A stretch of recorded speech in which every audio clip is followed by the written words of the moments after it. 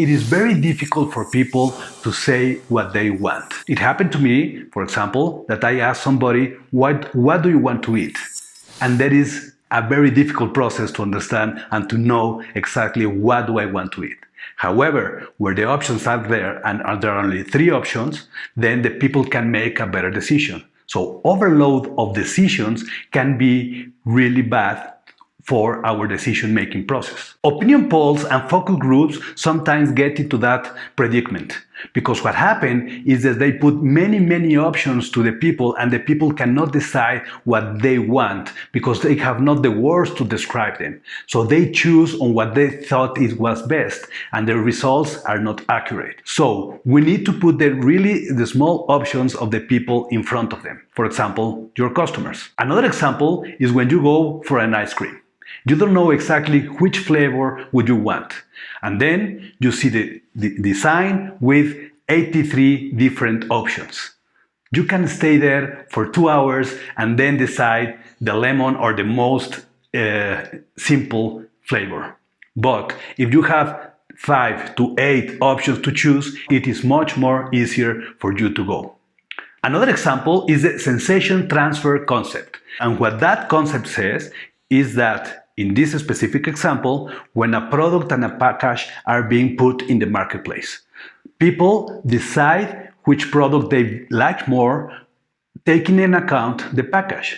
Because on the subconscious mind of the people, they cannot separate the product from the package. So the product is the package and the product both linked together. And that information has been used a lot in the marketing and product selling from retail for many years now. But the important thing on this is that sometimes this association, we cannot separate them in our brains, and we need to understand that in order to make better decisions. Another variable that affects our snap judgment is our heart rate. Yes, how many times per minute our heart beats. According to some studies, the best range of our heart rate is between 115 and 145 beats per minute. It is where our performance is greatest and we're on the best our positions. A little bit under 145, strange things start to happen because our unconscious mind starts to close some of our memory or some of our logical thinking or some of our non-essential thoughts. And then after 175 beats per minute, everything starts to fall apart because the limbic part of our brain starts to rule the other parts of our brain, and only some decisions that our body makes for us started to occur. So it is very important for us to understand that if you are in a decision-making process, try not to be stressed. However, sometimes snap judgment needs to be taken in a stressful environment or context. And how do we overcome that? We need to train ourselves. Think out about military. Those people or those guys, sometimes in the course of the action, they are really stressed. However, they can make the snap decision because they train many hours before going into the battle.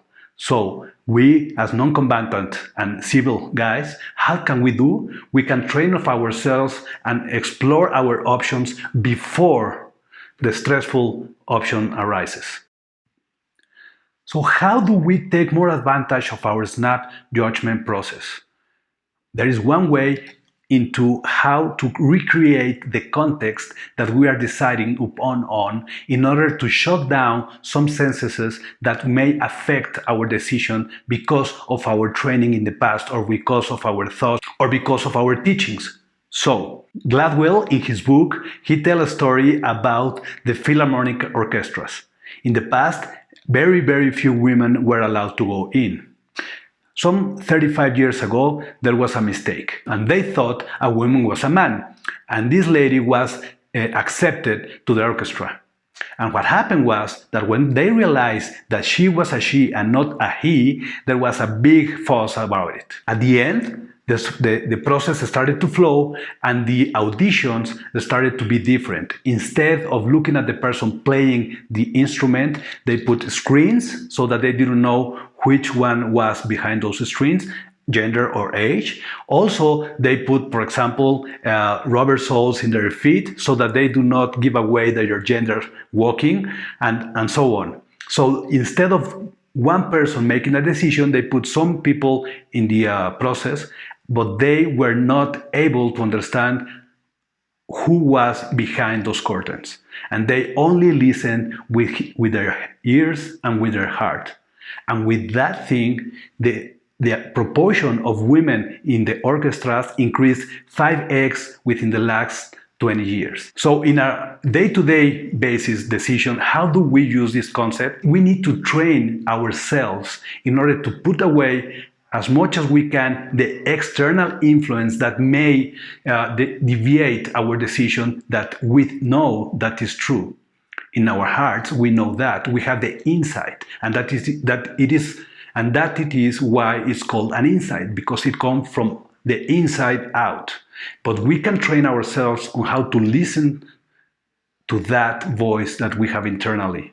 However, it is very important that we understand that some of our training and our way of thinking, our uprising, and so on, may affect that decision. Malcolm also tells us in his book, for example, that salespeople may be very, very well at selling at some specific stereotype of person.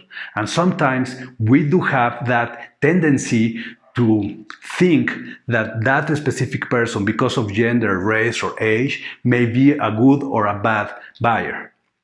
If we take that from the decision process and we focus in other things such as body language and so on, we will be more able to make good decisions. Conclusion, blink. So how do we apply everything that we learned today? First of all, you need to remember that there are two ways to make a snap decision. It is thin slicing and snap judgment. And each one of them are different. In thin slicing, we double click on the variables, take out everything else, edit all the information, and make the decision based in 3 or 4 things. And the snap judgment is another thing. That comes from the inside out, and it is based on everything that we have learned from the past. But we need to listen to our heart and not only to our brain.